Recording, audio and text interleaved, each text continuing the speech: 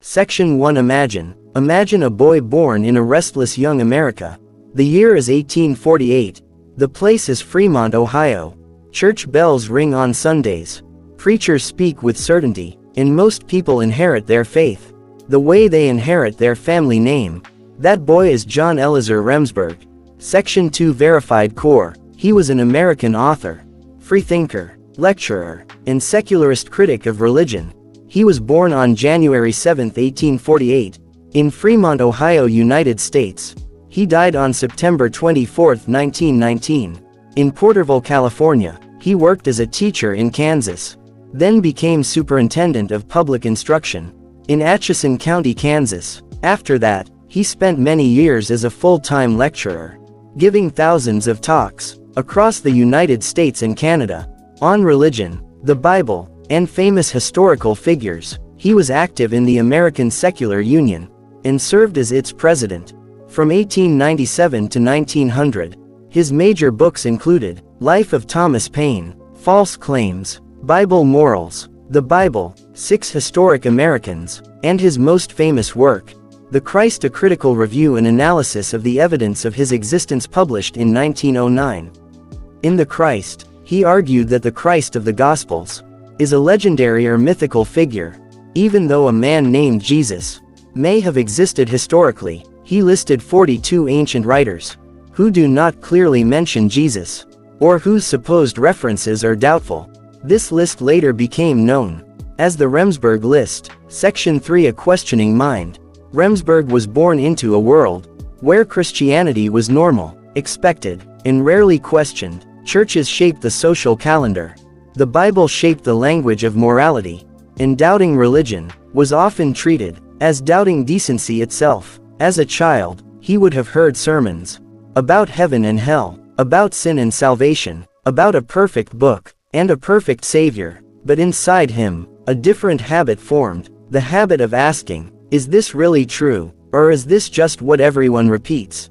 Section 4. War and holy certainty. As he grew into a young man, the American Civil War erupted.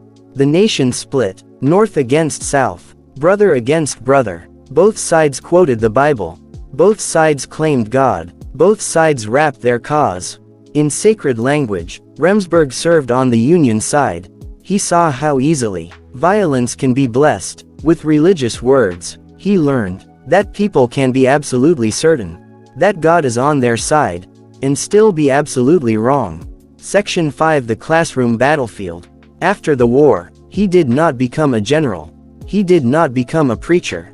He became a teacher. For about 15 years, he taught in the public schools of Kansas. He watched children learn to read, to write, to count, but he also watched how questions are born and how easily they can be encouraged or crushed. Later, he became superintendent of public instruction in Atchison County. He understood something crucial. Education is never neutral. If you teach children to accept everything without question, you are not educating them. You are training them. If you teach children to ask why, to compare, to test, you are giving them something dangerous to every form of tyranny. Section 6. Freethought. In the late 19th century, Remsburg made a decisive move. He left the safe path of ordinary teaching and became a full-time lecturer and writer for the Freethought movement.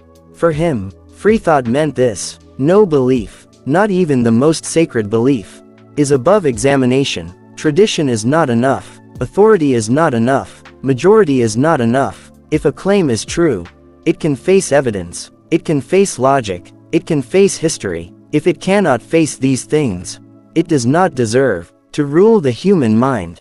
Section 7. The Bible examined. Remsburg's main target was not an abstract God, but the Bible, as a claimed perfect book. He opened it, not as a worshiper, but as an investigator. In Bible Morals, he listed what he saw as crimes and vices that the Bible supports or excuses. He pointed to passages that defend slavery, that allow cruelty, that threaten eternal torment. For honest doubt, he argued that such teachings have caused real harm to real people. He said that calling the Bible perfect is dangerous, because when you call a book perfect, you stop asking, if its commands are just. In the Bible, he criticized famous sayings, like "Blessed are the poor in spirit," "Blessed are the meek," "Resist not evil," "Turn the other cheek," "Take no thought for the morrow." For many believers, these sayings sound beautiful. For Remsburg, they could be used to keep people passive. Section 8. The Christ. In 1909, he published his major work, The Christ, a critical review and analysis of the evidence of his existence. In this book, he separated two figures: Jesus, a possible historical man, a Jewish teacher or preacher, and the Christ, the miracle-working God-man of the Gospels. He asked if the Christ of the Gospels was a real historical figure, performing public miracles, drawing crowds, shaking society. Why is history so strangely quiet about him? He examined ancient writers who lived in or near the time when Jesus was supposed to live, or shortly after. He listed 42 such writers: historians, philosophers, chroniclers. According to his analysis, they do not clearly mention Jesus, or the references are late, weak, or doubtful. This became the Remsburg list. His conclusion was careful. A man named Jesus may have existed, but the Christ of the Gospels, the flawless miracle worker, perfectly fulfilling prophecy, looks like a mythic figure, built by faith, story, and time. Section 9. Famous Americans. Remsburg also wrote about American leaders in 6 Historic Americans. In related works, he examined figures like Washington, Jefferson, Lincoln. He asked, what did they really believe?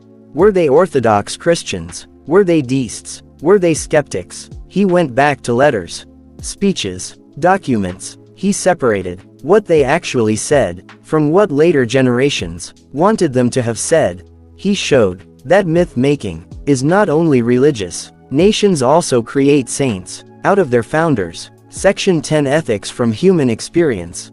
Remsburg did not want a world without morality. He wanted morality that is honest. He believed that ethics should rise from human experience, from what reduces suffering and increases human flourishing, not simply from ancient commands that no one is allowed to question.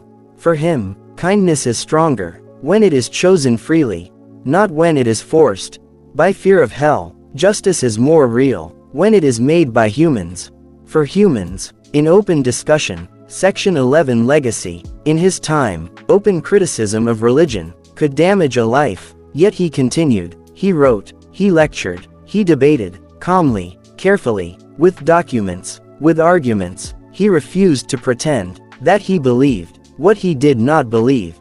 He refused to treat doubt as a sin. He saw doubt as the path through which real truth must pass.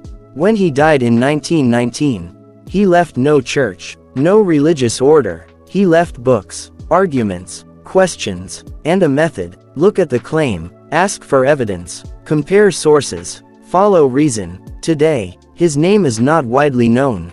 But whenever someone says, show me the evidence, whenever someone separates the possible historical Jesus from the legendary Christ, whenever someone reads the Bible as a human document, not a magic object, they are walking on a path that John E. Remsburg helped to clear. Section 12. Closing. Imagine a world where every sacred claim, every holy book, every national legend must stand in the light of reason. That is the world John E. Remsburg worked for, and that is the world every honest question still keeps alive.